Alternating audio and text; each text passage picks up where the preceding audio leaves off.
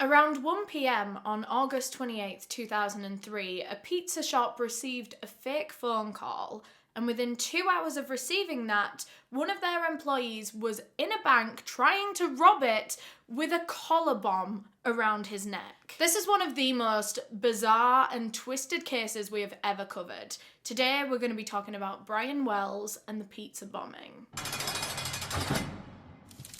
But quickly, before we get into the video, I do just want to thank our sponsors for making this video possible, Magellan TV. It's a criminally underrated documentary streaming service that I personally have been using for years now. It has such a big and such a varied true crime section. That's always been the main thing that I've loved about Magellan TV over the years, is that I'm always discovering cases on there that I haven't heard of anywhere else. They have so many different types of documentaries: serial killers, mysterious disappearances, cults, prison documentaries. They have ones from like the detective's point of view, which are like some of my favorite ones. I love being able to watch like how the case unfolds. I watched a really good one the other day. It was quite a short one called The Hockey Stick Killer, and I'm sure just from the name of the documentary that you've kind of got the gist of this one, so I'm not going to talk about it too much. But there was one part of this whole case that has really stuck with me for a while, and that was the fact that the killer actually committed this crime in front of his two young sons. It's well worth a watch, as are all of Magellan TV's documentaries, and the service is completely ad-free, so you're never going to be disrupted while you're watching your documentaries, and you can watch on pretty much any device that you have. And they also add up to 20 hours of new content every single week, so the catalogue is always refreshing. You're never going to run out of things to watch. And Magellan TV have a special offer for you guys. If you're looking to sign up, go through the link down below in the description. Like I said, there's a special offer waiting for you there. Thanks again to Magellan TV for sponsoring this video. Now, before we get into the case, I do just want to give my usual disclaimer that I mean absolutely no disrespect to anyone that I talk about in this video. This video is for educational purposes, and everything that I'm about to say is just information that I have found on the internet and I'm compiling into one video. Just a couple of content warnings before we get into the case. Today we're going to be discussing themes of suicide, cancer, and abduction. So if any of those are things that you don't want to hear about right now, I completely understand. Click out of this video. Hopefully I'll get to see you some other time with a different video. But for now, look after yourself.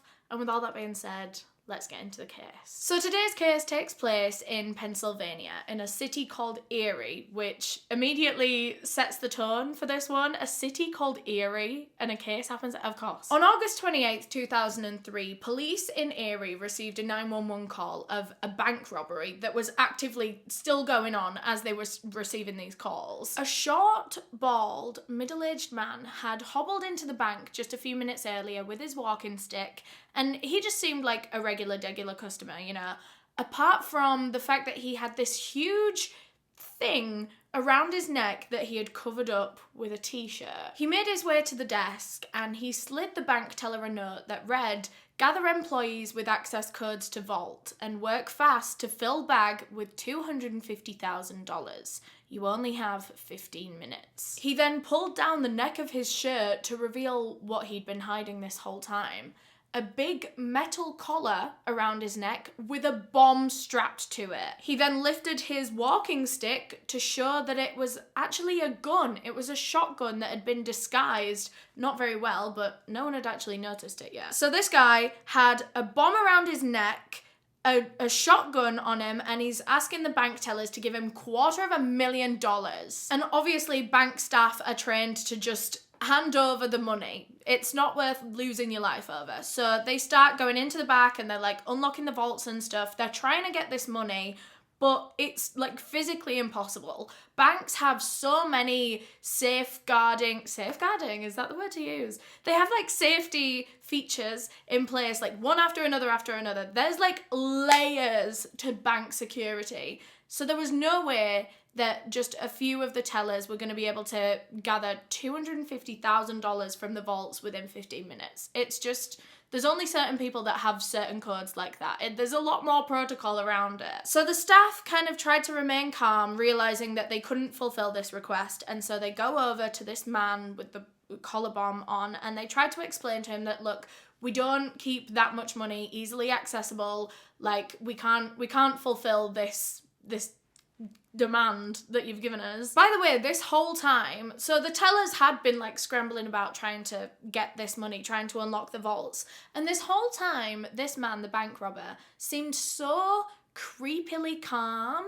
Like he just didn't look like he was in the middle of a bank robbery. He wasn't like tense or aggressive at all. He was literally just standing as if he was a normal customer. He was just like looking around. At one point, he even grabbed a lollipop out of the bowl of sweets that they had on the counter at the bank, and he's just sucking on a lollipop. The whole time, staff are trying to explain to him like, look, we can't get you this amount of money that you've asked for. And so in the end, the man just tells them to give him as much money as they possibly can in cash. So they hand him over a bag of like loads of notes and whatever, and he leaves the bank. And inside this bag there was only like $8,000. Actually, I have the exact number, 8,702. So he went in there with a collar around his neck, a shotgun disguised as a cane, asking for $250,000, and he came out of there with less than 10 grand. But yeah, the robber ended up leaving the bank without hurting anyone in the process, but by this point there'd already been quite a few phone calls to the police. A few of the people that were like, a few of the customers that got kind of trapped in the bank when he came in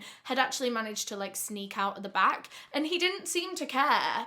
Like I said, he was just really creepily calm. He wasn't angry at people and like threatening them to stay in place. He didn't seem to care that people were escaping. But yeah, he left everyone unharmed, but the police were well aware that this had happened and they were on their way. And literally within like 10-15 minutes of the robber leaving the bank, he was caught by police. They must have just intercepted him. They headed straight to the bank and he was still kind of in the area. So they found him and they apprehended him. They either pulled him over into a parking lot or he was already in this parking lot of an Eyeglass World.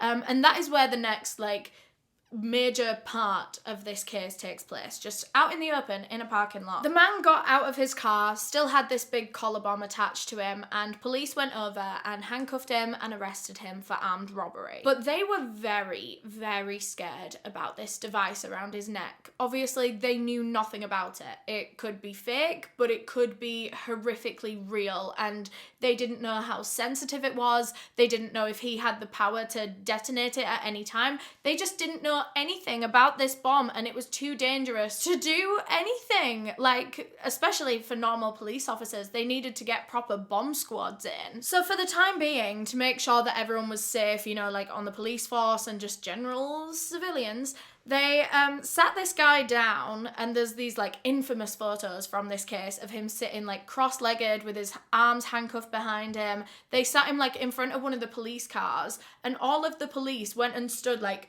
far back away from him. They parked their cars between them and him because they were so scared of this bomb going off at any minute. They didn't know how powerful it was. None of the officers tried to get the bomb off him. None of them wanted to touch it, of course. So as they waited for the bomb disposal unit, bomb defusal? As they waited for the bomb squad to arrive, police kind of stood far away from this guy with the collar bomb, and they're shouting questions to him because they want to try to understand what's going on here. They're shouting to him like, what's going on? What is that? This guy was actually really cooperative with police. He was shouting back to them, answering any questions that they had, and quickly police learned a lot about this guy. He was called Brian Wells. He said that he was a pizza delivery driver in the area, and he had been called out earlier that day to deliver a pizza, but when he'd gotten there, the people that he was supposed to be delivering to just abducted him. They jumped him, abducted him, and put this collar bomb around his neck and instructed him to go and rob that bank, or they would blow up the bomb around his neck and kill him. Brian told the police that he didn't know how long he had left. He didn't know how much time this bomb had on it before it was going to detonate, and he was scared for his life. He was begging them to do something about it, to try and get it off him. And police were so torn up about this situation because they wanted to believe Brian, and of course a lot of them did to a degree, but also you can never be too sure. Like, what if this is a suicide bombing, or what if this is all part of his plan to get police to come over and try and take it off him and then he detonates it?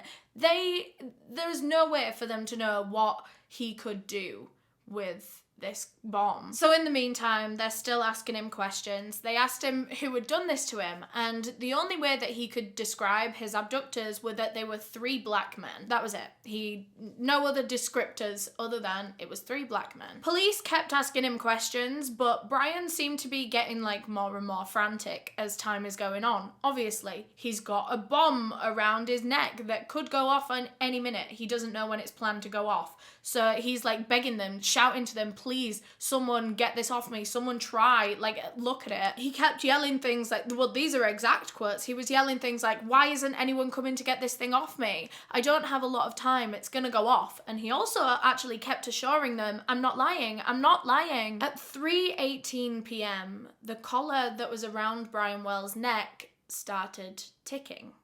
If this was a real bomb, it was about to go off. Witnesses said that the look on Brian's face when he heard this beeping coming from his collar, it was just a look of sheer panic. He started like moving around, desperately trying to get himself out of this collar. Of course, there was no way that he could. And within only about 10-20 seconds of this collar starting to beep, it detonated and killed Brian Wells. There was a small explosion and then Brian fell backwards. He was still sat down, so the rest of his body fell backwards, and there was a huge hole blown in his chest, like a 5-inch hole. And tragically, just 2 minutes after that bomb detonated, the bomb squad arrived. The people that could have safely gotten that off of Brian's neck had only just missed it. His body was later transported to the morgue with this collar device still around his neck, because even though they knew that it wasn't dangerous now, it had detonated, the bomb squads had looked at it, they knew it wasn't dangerous, but they just didn't know how to get it off him. It was just so well put on there that like they couldn't pry it off him at all. So actually, in his autopsy, they had to decapitate Brian Wells, cut his head off, in order to get this collar off of him so that they could study the collar. That's crazy. It was very clearly homemade, although it was very well made, police could tell. Like, a lot of thought and research had gone into it. This was someone that was very adept with tools, and they'd used professional machinery as well. Honestly, police were just quite taken aback by this whole case. This is one of the most mindfuck cases you're ever gonna come across. A bank robbery, a collar bomb, an abduction, and now what looked to be a murder as well. All of this in the space of like 2 hours. And now they have the biggest cases of their career on their hands. So the most natural place to start this investigation, I guess, is with the now deceased Brian Wells. He was 46 years old at the time of his passing. He had a pretty average life from what police were told. He dropped out of school when he was very young. He never completed his education. He actually dropped out to be a mechanic, but of course ended up being a pizza delivery guy. He lived alone in a rental apartment with 3 cats. He didn't have like a partner or kids or anything. And Brian was quite a quirky guy. He didn't like technology. He didn't like the internet. He didn't like electronics. He was a very manual, analog kind of guy. So he didn't really have like a TV or a computer or like a good phone or anything like that. He was kind of kooky in a lot of senses. Like, his neighbours didn't see him all that often. He kept to himself. But to be fair, on the rare occasions that they would see him, they said that he was very friendly, he was very polite, very courteous, very kind. One neighbour said that he was the kind of person who would get on all fours to play with your dog, which I thought was cute, so I thought I'd include that. So he was just, you know, just a quiet, reserved person that seemed nice outside of that. Wells was very close with his mother. He would cook them both a meal every single week. She would come round to his house one night a week and they would eat together, because ever since his father died and his mother became a widow, they were both feeling very, very lonely. And so this gave them both a bit of company, because truth be told, Brian Wells didn't have a girlfriend, he'd never had a romantic partner before in his life, and it wasn't for lack of trying. He really, really wanted a girlfriend. He wanted a wife, he wanted a family more than anything, but for some reason he just couldn't. He just couldn't. The closest that Brian ever came to having a girlfriend was paying sex workers for their time, and not all of that time being taken up by sex. Brian particularly liked soliciting this one woman named Jessica Hoopsick. She was his favourite. He was definitely like in love with her.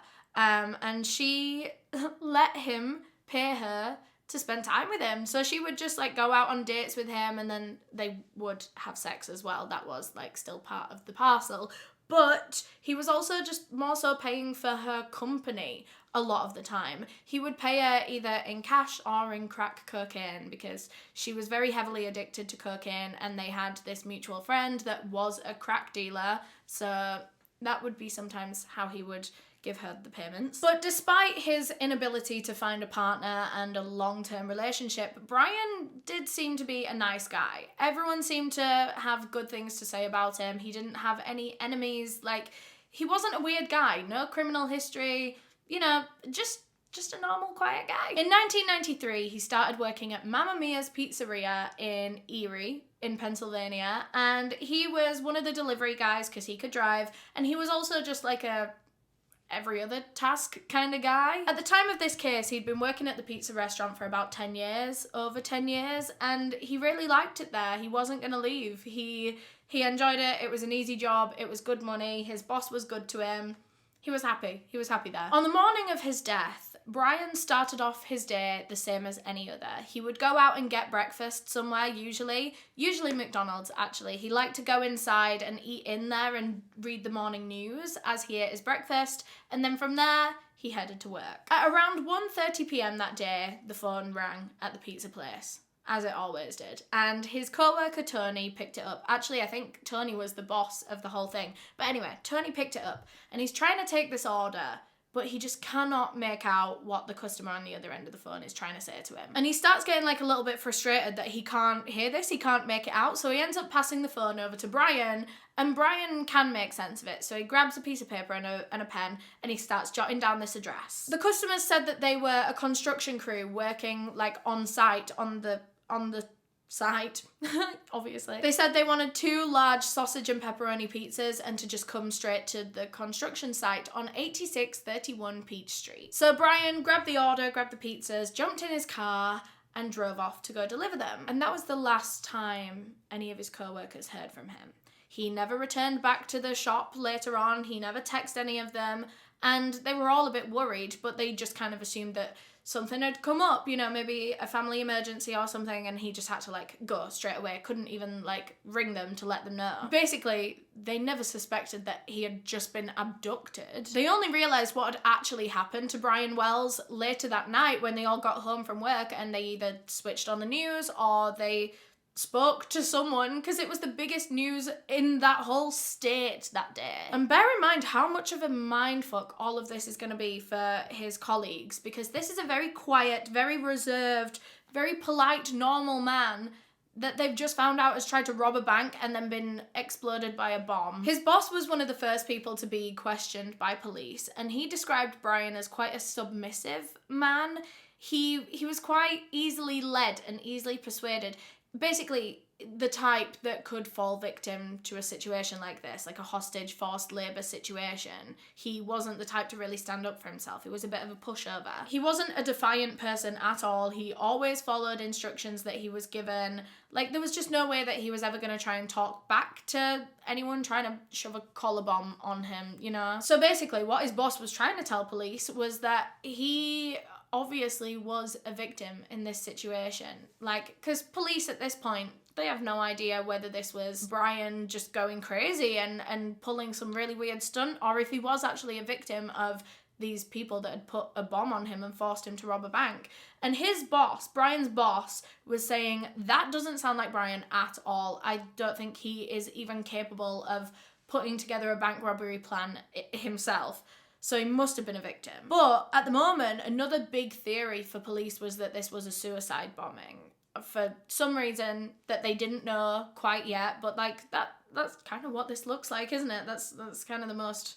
That's where your brain probably would go with a bomb collar. So police went and searched Brian Wells's home to see if they could find any evidence that maybe he had, you know, planned this and it was a suicide bombing, any notes or anything like that. But there was nothing.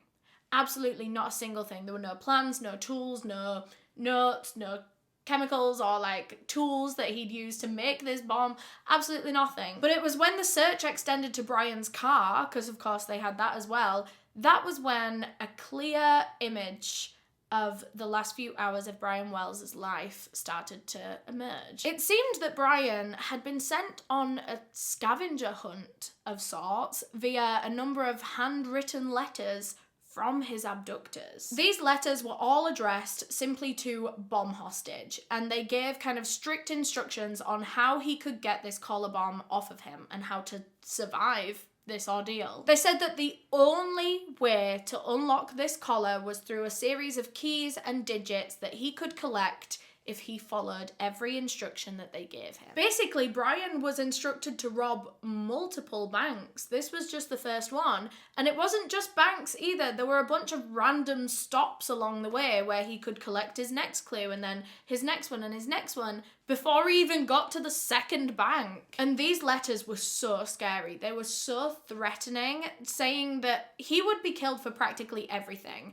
So they said that if they spotted police, helicopters, or cars following him, they would kill him. They said that if they saw him trying to tamper with the collar or trying to pull it off or get out of it early, they would kill him. If he went to the police or if he went in the wrong direction or if he wasn't following instructions, anything, they said that they would detonate this bomb early. And at some point in these letters, it even says, don't even try to tamper with it or try and get it off early. Don't try and put one of the keys in before we tell you, or it's booby trapped and it will just set off. These people had thought of everything. They had scared Brian into complete submission. And so he just read these letters and followed them. And throughout these letters, there were a lot of really threatening statements to remind Brian of just how much was at stake. Things like, stay calm and do as instructed to survive. And then at the end of one of the letters, in capital letters, it was written, act now, think later, or you will die. But at this point, now that police had found these letters, they'd actually already studied the bomb collar. And they knew that a lot of the claims being made in these letters were false. The keyholes on the collar didn't actually connect to anything. Putting a key in them wasn't going to do anything, so they'd lied to him in that aspect. There were no booby traps anywhere on the collar either. In fact, there was the opposite of booby traps, where there was deceptive, warning stickers put on certain things that, there was actually nothing to be warned of there. Oh, and also the kicker, this bomb actually couldn't be detonated any other way than through those timers running out. There was no way for them to detonate it from afar. Like they kept threatening in these letters, if you don't do as we say, we'll detonate it early, we'll just set it off, we'll kill you. They couldn't do that. This bomb was going to go off when those timers finished, which actually brings me on to the next thing that police found out about this collar, was that there was no way to stop it. Once it was on Brian Wells, there was no way to get it off him. There was no way that he was going to be able to get it off himself. They couldn't even get it off him. When he died, they had to decapitate him to remove it. So once that collar was on him that day, he was going to die. There was no way for him to have gotten out of it and survived. So, the instructions in these letters, obviously the first instruction was to go to the bank and rob it. He was told to use his collar as something to scare the bank tellers. He was told to show them it and to show them the gun, all of it. They'd given him little pointers throughout these notes of what to do. And then when he was done at the bank, he was told to take the money and go to this McDonald's and go to the drive-through sign. They've got that big sign outside with the M on it. Apparently, at the bottom of that, there was a flower bed. He was to look through this flower bed and he would find a rock with his next clue taped to it. And it seemed that Brian had made it to the McDonald's and he'd found that next clue and he had gone to the next location, which was a wooded area quite some time away. But actually, it was when he was on his way to that wooded area was when he was intercepted by police and apprehended. So he never made it to the third location. But after this whole case, police followed the scavenger hunt themselves. They went clue by clue by clue to see, obviously, to see if they could find any evidence or anything like that. And so they followed it from the McDonald's to this woods and they found another clue. I don't think there was anything important there, just literally another clue to go to another location, which was some random dirt road, and there was a road sign on there. That road sign was where the next clue was, and when they got to it, there was just an empty jar there. So it looked like there had been a clue, the next clue there at some point, but the orchestrators of this whole thing that were running the scavenger hunt probably found out that Brian Wells had died and that it was over, so they went and recovered all the rest of it. So this kind of proves that Brian was being watched constantly, just like the notes said. Did I say that? I think I might have forgot to tell you that. In these letters, they said that he was being watched at all times. There was someone at every single location to watch him, so he couldn't like step out of line or whatever. That proves that Brian was being watched. They saw that he died and that the scavenger hunt was over early, so they went and recovered the rest of it. And as police were following this scavenger hunt from McDonald's to the woods and then from the woods to the road sign, it was taking them hours because Brian was being sent like back on himself every time. And they realised that the amount of time that Brian's collar had on it, it would have just gone off before he'd even reached like the second or third clue. Like there was no chance that he was ever gonna survive this. That bomb was going off. And there was no way that Brian would have collected all the keys and all the digits that these letters promised in time to save himself. He was always going to be killed. And maybe that was a way for his abductors to just get rid of him. I mean, he might have seen them when they abducted him and strapped that collar to him. He would be able to tell police a lot of things. They just kind of needed him gone, to be fair. He was a liability to keep alive, but they couldn't get rid of him until they got their money first. So police investigated where the phone call had come from to the pizza delivery place that day. Of course, that way they could track down the abductors. But they found that it actually came from a payphone. So that kind of puts them at a dead end. But that payphone was on the same road on Peach Street as where Brian was ambushed and had the collar put on him. So it seemed like Brian's story that he managed to tell police just before he died, it seemed like that was checking out because, well, the letters seemed to prove that he had been instructed to rob the bank. He didn't do it of his own free will. He was told that he was going to be killed otherwise. So who did this to him? Who could have put this collar on him? Well, right now in the investigation, police had no leads. 0 leads. Because no one had seen anything. There were no witnesses to him having the collar put on him. So, I mean, like, there was no leads. Very quickly, this case ended up going cold. Police were trying their best. Of course, this was kind of their main focus, especially in the beginning, but they really weren't making any progress. That was until 3 weeks later when they got a phone call from a man named Bill Rothstein. He told them to go down to a particular address on Peach Street, which is the same street that Brian was abducted on, although he was abducted on just like some random patch of land down the bottom, whereas this address that Bill Rothstein was telling them to go to, it was an actual house on that street. Bill told them to go down to that address, to go into the garage and look in the big chest freezer at the back, because they will find a frozen human body. He said that it was his house that he was sending police to. It was his house that this body was being stored in, but it wasn't him that had killed the person. He said it was actually his friend that had committed the murder. Oh yeah, this was from a murder. This body was from a murder. I'm sure you could have guessed that. But he said that his friend had committed murder, and now he was just doing a favour for them by like harbouring this body in his house. So, of course, police on the phone start asking, well, who did kill this guy? And he said that it was his friend, 54-year-old Marjorie Deal Armstrong. And the body of this person in his garage was her boyfriend. She'd murdered her boyfriend. On the night of August 13th, as this man was sleeping in bed, Marjorie had grabbed a shotgun and shot him several times in the head, just killing him in his sleep. That was 2 weeks before the pizza bombing incident. So 5 or 6 weeks ago at this point, by the time that Bill calls police and tells them, Marjorie had killed her boyfriend 6 weeks ago. So immediately police go to both addresses of Bill Rothstein and Marjorie, and they arrest both of them on suspicion of this murder. They didn't know who was involved and to what degree, so they arrested both of them and took them both back to the police station. And Bill was willing to tell them anything and everything they wanted to know on the chance that they might let him off a little bit, because he said that he really had nothing to do with this murder.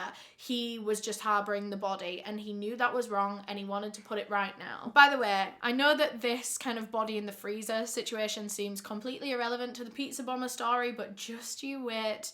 It will all connect in the end. It's one of those stories that it's like a really long build-up, but a really big payoff. Wait for it. So yeah, they took both Bill Rothstein and Marjorie Diehl Armstrong to different police stations. And Marjorie was fuming, by the way. She was absolutely seething that she was being arrested for this. She kept blaming it all on Bill, saying that Bill did the murder, Bill was hiding the body, Bill killed her boyfriend.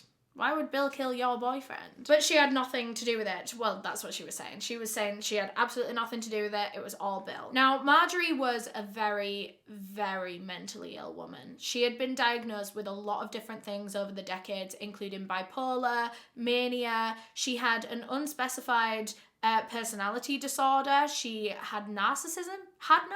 Can you have narcissism? She was like diagnosed with narcissistic personality disorder. Maybe that was the unspecified personality disorder. Look at me, like, actually analysing my own words as I'm saying them. I should probably think before I speak. Regardless of, like, the specifics of that, Marjorie had just been suffering with her mental health and various mental illnesses since she was a child. This had been a lifelong battle for her. She had been in therapy since she was very, very tiny. But all of it just never really seemed to do anything for her. None of it ever really made anything easier. She was struggling the same way that she had all those years ago, and nothing ever got better for her. She was entirely consumed by her poor mental health, and it really influenced her actions and the way that she was with people. She was a very volatile and aggressive person to be around. But regardless, Marjorie was quite a popular woman, it seems, unless you got like too close to her. That was when you saw her dark side.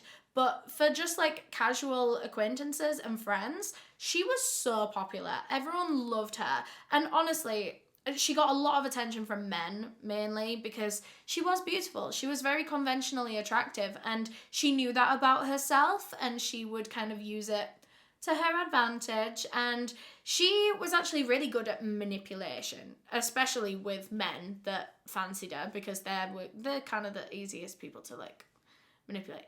But one big thing I want to mention about Marjorie Diehl Armstrong is that most of her significant romantic relationships throughout her life, at least 5 of them, had ended with her boyfriend or husband mysteriously dying. So of course we have this one that was shot in the head and then his body put in a freezer. There was another one who fell and hit his head on a coffee table and died of, some sort of like brain trauma. His death was ruled an accident, but like by the end of this case you might not think it was an accident. With one of her boyfriends, they'd actually split up and he survived. They kind of went their separate ways, but in the weeks after their split he hung himself. And another one, she was actually arrested for murdering him, right? He died from multiple gunshot wounds, so she was arrested for murdering him. She seemed to be, the most likely suspect. But she was actually acquitted of that murder because she said she shot him in self-defense. So it's proof that Marjorie has killed one of her husbands before, but self-defense, I'm calling her bluff. That man was shot 6 times. 6 times in self-defense? I mean, when you put it with the fact that 4 of her other husbands have died, like, was it in self-defense? So she has killed someone, for sure. It's just not classed as murder. So, anyway, now police have these 2 suspects in their custody, Marjorie and Bill. So let's start with Bill Rothstein, shall we? Police asked him why on earth he was harbouring a dead body in his freezer in his garage for a friend when he had nothing to do with the murder. And he said that he had a soft spot for Marjorie Diehl Armstrong. The 2 of them had dated long, long ago, decades ago. They'd tried it twice, actually. They'd been engaged twice, but both times Marjorie had called it off. Bill was truly in love with Marjorie, and Marjorie knew that, and just with every other man in her life, she used it to her advantage. She manipulated him. She used it to get things that she wanted, and in this instance, she wanted him to hide a body for her and the murder weapon. And he agreed to. She would just kind of pick him up and drop him whenever it was convenient for her and whenever she had something that she needed him to do. And he was more than willing to do the craziest of stuff. Look, hide a body in his freezer, and he even melted down the gun that she used to shoot him. Yeah, Bill went through with all of this quite quickly, like immediately. He didn't really question it. He just did what Marjorie wanted of him. So he put the body in his freezer, melted the gun, whatever. And as the weeks were going by, the guilt was really getting to him. As it was kind of settling what he'd done, he was hiding a murder victim's body and helping someone get away with it. Like, it was eating him alive. And so at this point, he decided to call the police. Actually, I think the thing that triggered him finally calling the police in the end was when Marjorie mentioned maybe grinding up her ex-boyfriend's frozen body in a meat grinder or an ice grinder. Bill Rothstein said that he had been so guilty about all of this in the weeks leading up to it that he'd even considered committing suicide. He didn't want to wrap Marjorie in that bad that he thought the only way to get out of this situation whilst, you know, still preserving her is to kill himself. And he even proved this to police. He said, look, if you go into my house and you go into this particular drawer, I've written out a suicide note. I had written this out, and it confirmed pretty much everything that he was saying about Marjorie murdering her boyfriend and stuff like that, and he couldn't live with the guilt. But there was one more thing written on this suicide note that was even more suspicious. It was the opening sentence, right? His suicide note starts with, "This has nothing to do with the Wells case." What? Up until now, there had been absolutely no links between Marjorie and Bill and the frozen body and Brian Wells and the pizza bombing. But it was very obvious that that's what this suicide note was referring to because, well, I mean, Brian was literally abducted on the same street just 3 weeks before. There were no other Wells cases that people were talking about. Everyone was talking about the Brian Wells case and the pizza bombing. So they tried to ask Bill Rothstein, like, what are your links to the Wells case? Why did you write this? What does this mean? But he wouldn't say anything. He kept so tight-lipped about this, like he was just no commenting his way through the whole questioning. And it was quite frustrating for police because there were no obvious links or connections between Brian Wells and Bill Rothstein, between the pizza bombing and between body in the freezer. They couldn't understand why these two were linked, but they clearly were, and there was more to dig into here. So police went to go and search Bill Rothstein's home, and inside they found a crap ton of machinery and professional tools, like welding shit. Like, this guy had everything and more that you would possibly need to make a homemade collar bomb. So now they think they're onto something. They believe that Bill Rothstein could be capable of making that bomb, and that could have been the connection to the Wells case somehow. So they start digging into that more. They wanted to know more about Bill Rothstein and like what kind of person he was, what kind of life he lived. They found out that at the time of the pizza bombing, he was living in that house with Marjorie and also with some other guy called Floyd. His name was Floyd Stockton, was this third other roommate, and I don't know too much about him, but what I do know is absolutely horrific. So at this point, at the time of the pizza bombing, Floyd Stockton was actually on the run from police after sexually assaulting a young woman with learning disabilities. He did that, and then he ran away, and he'd been living at Bill Rothstein's house for a while, and Bill knew what his friend had done. Bill knew that was why Stockton was staying at his house, and he didn't care. He was just harboring this guy. And police found out that Floyd Stockton just so happened to move out of Bill Rothstein's house on the day of the pizza bombing. So let's just pause here for a second on the pizza bombing stuff, because we've got two cases going on at once, the body in the freezer. Let's just tie up some loose ends with that first before we explain the pizza bombing. So Marjorie was charged with the murder of her ex-boyfriend, and she was put on trial for it, and she was eventually sent to prison. But I'll tell you about that part at the end of the case.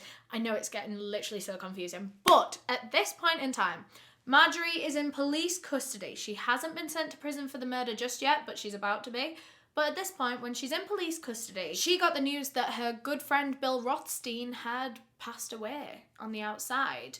He apparently had Hodgkin's lymphoma, something that he'd either been keeping secret from his family for a long time or perhaps didn't even know about himself, because literally within a week of putting himself in hospital, he'd passed away. So now, Marjorie is in prison, well, in police custody, and she's hearing this, hearing that Bill is no longer around to tell his side of the story, And all of a sudden she starts to talk because she realizes that she's kind of the only one left. So she can completely control this narrative. So she starts out by confessing to the police that yes, she did shoot her boyfriend, and yes, Bill was right. It was all her all along, and she did want to keep the body in his freezer, and he did let her. You know, that whole story that he told was correct. She said that her and her boyfriend had an argument that night over some other woman, and she said that her mental illness was really, really triggered by this, and after he fell asleep, she went and grabbed a gun and just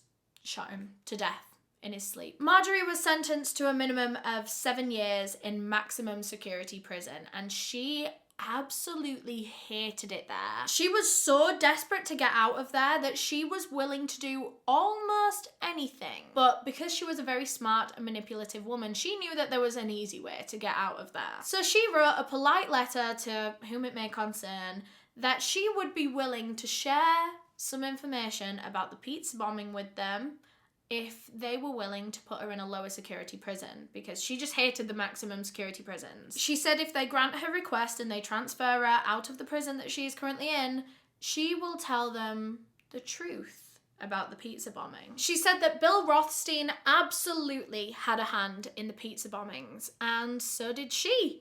And so did some guy called Kenneth Barnes. Who's he? We don't know him yet. We'll get back to him. He was a crack dealer and a friend of Marjorie's, but we'll get back to him in a bit. Police went on to search Marjorie's home, just kind of, well, for everything. She was being accused of so many different things at this point in time. They wanted to go and search her house. And in there, they found a handwritten letter written by Marjorie to the exact bank that Brian Wells would later rob with the collar on. And Marjorie was very angry in this handwritten letter. Something had happened. Basically, I think she shared an account with her dad and he was spending a large amount of money from it and she didn't like that he was allowed to do that. So she'd written like a very strongly worded, aggressive handwritten letter to this bank, and she just hadn't sent it yet.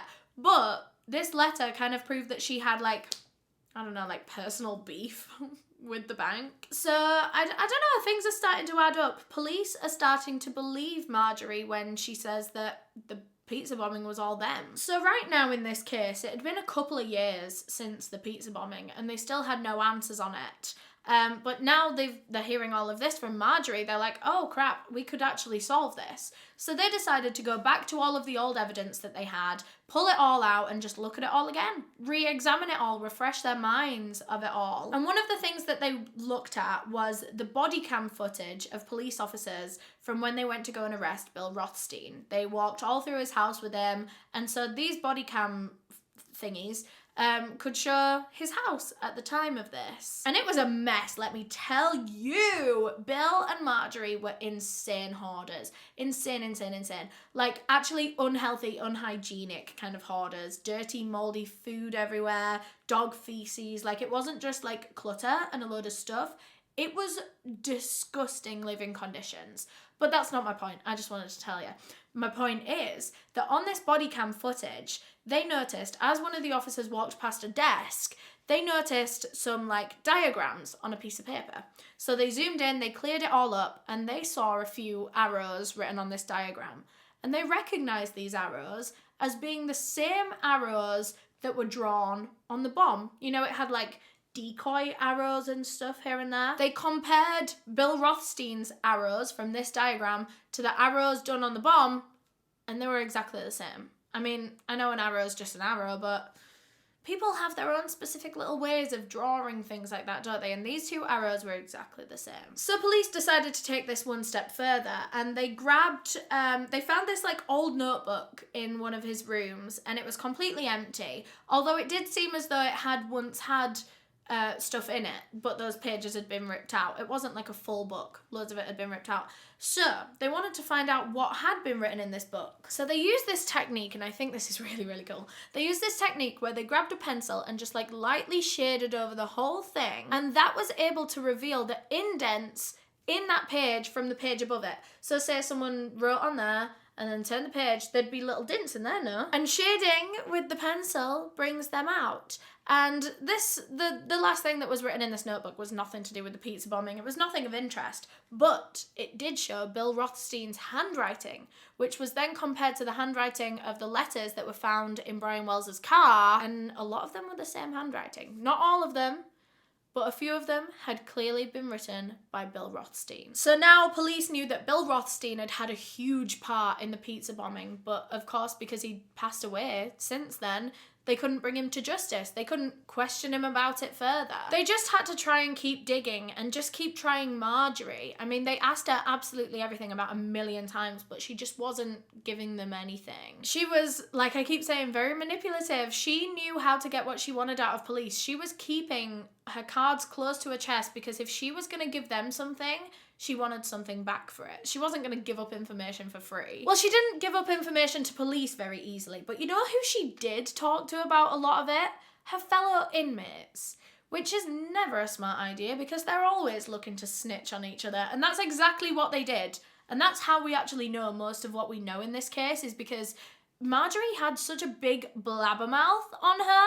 People like this usually do, narcissists that do evil criminal things. They just can't keep them things to themselves because they're proud of them. They want to brag about them. They want to tell everyone, look what I did. I'm responsible for this.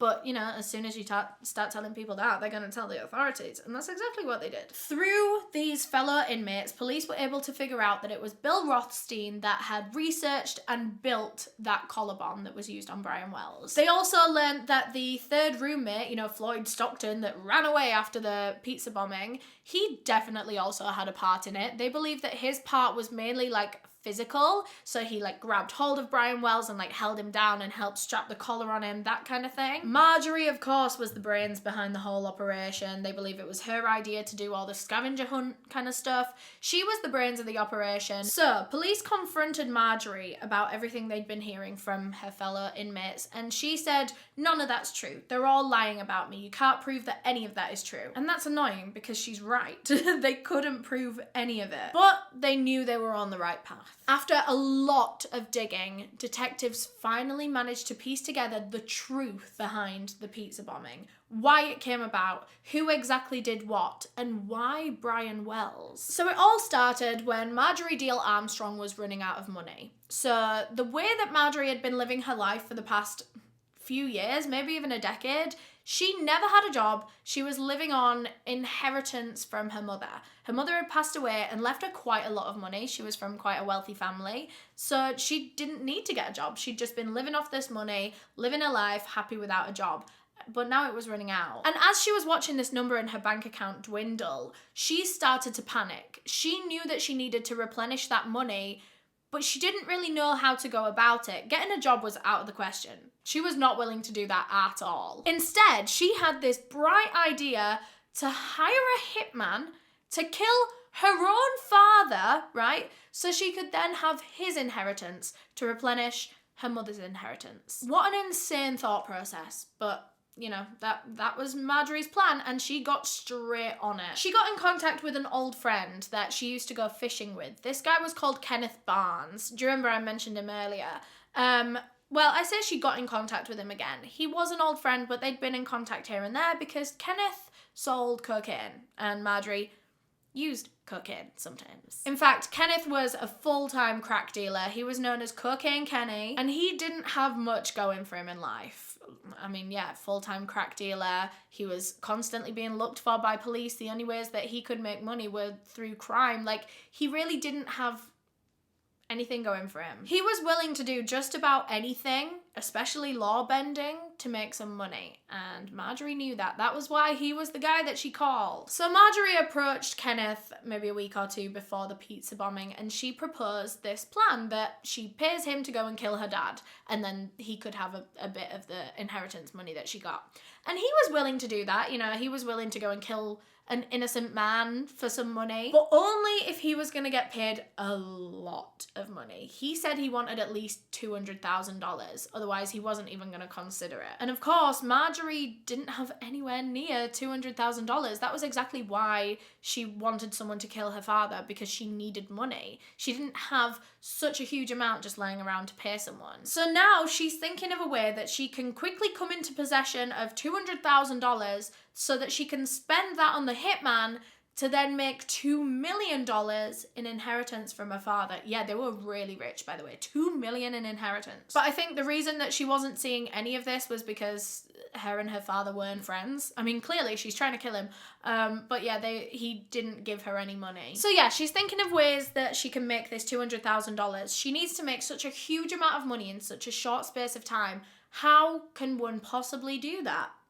From robbing a bank.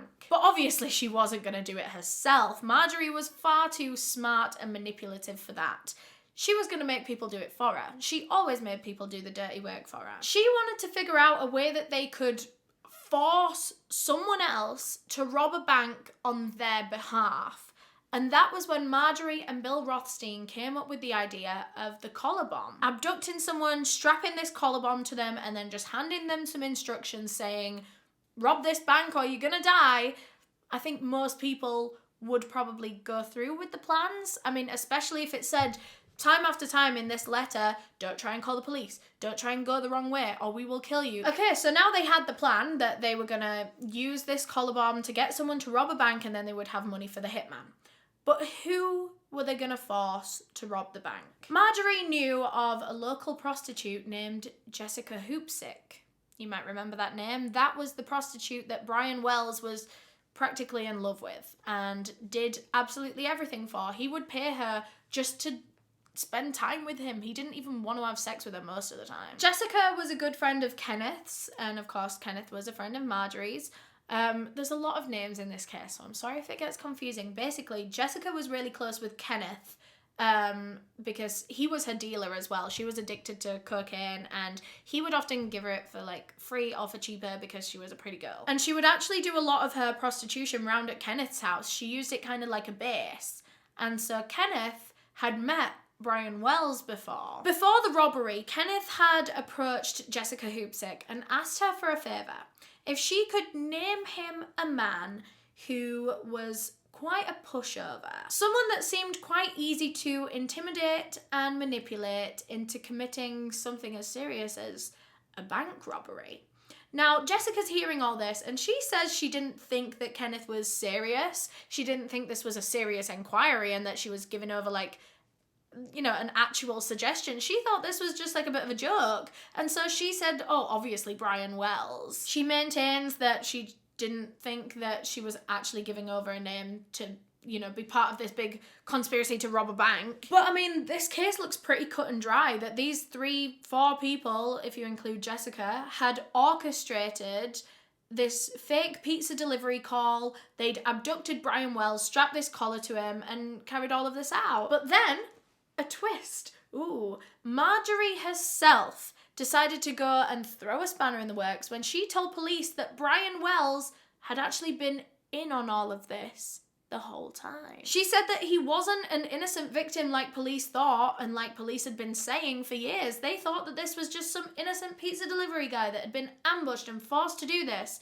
But Marjorie was now saying, that's not the case at all. He was with us when we were planning it. He came to the planning meetings. He knew that he was the one that was going to rob the bank. He knew his role in this heist. It was all a plan. Marjorie said that they were planning to use a fake bomb collar, or at least one that he would be able to get out of.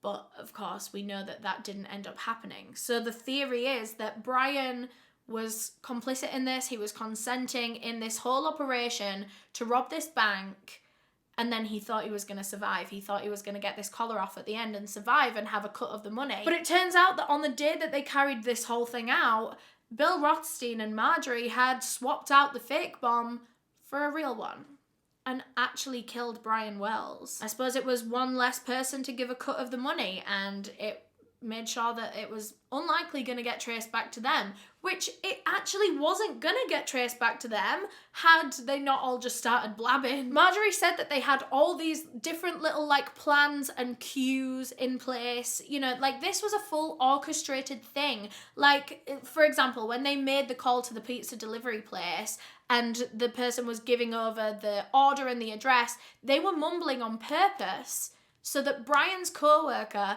would pass the phone to Brian, the next available co-worker, so that he could then take down the address, because he was supposed to be the only one that knew the address and knew where to go. That was his cue to set off, and they were ready to start this bank heist. It's unclear at what point during all of this Brian Wells realised that he was going to die and that this bomb was real. A lot of witnesses at the scene say that they think he literally only found out that the bomb was real 10 seconds before he died, when it started beeping. As soon as that bomb started ticking, he looked so visibly panicked, and like I said, he was wriggling around trying to get out of this collar. Of course he couldn't, and then it exploded. But the people that saw him there that day said it was real fear in his eyes. And I mean, up until that point, he had been incredibly calm. To say he had a collar bomb strapped to his neck that could have gone off at any minute. He was so calm in the bank as he was robbing it. He was so calm, literally just sat there with his legs crossed, chatting to police. Like,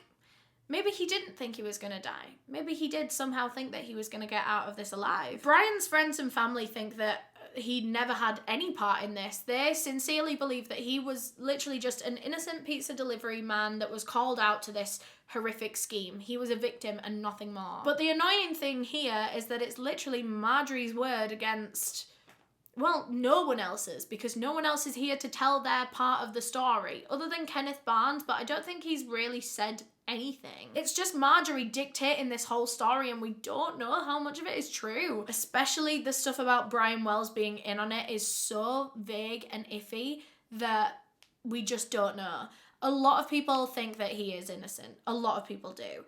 But a lot of people also think that he had a part in it because of all of this and because of all these like little pieces of, not necessarily evidence, but like little bits of information that Marjorie can give police do kind of suggest that he was in on it. So by the time police finally figure out the true story here, it's 4 years later, or even like 5-6 years later. It's like 2007, 2009 when all the court proceedings are happening. 2007 and 2009. That's not me getting those numbers confused, by the way. Some of it happened in 2007, some happened in 2009. It's like between 4 and 6 years after. And finally, Marjorie Diehl Armstrong was found guilty of orchestrating this whole pizza bombing, and she was found guilty, well, I already told you this, but she was also found guilty for the murder of her boyfriend.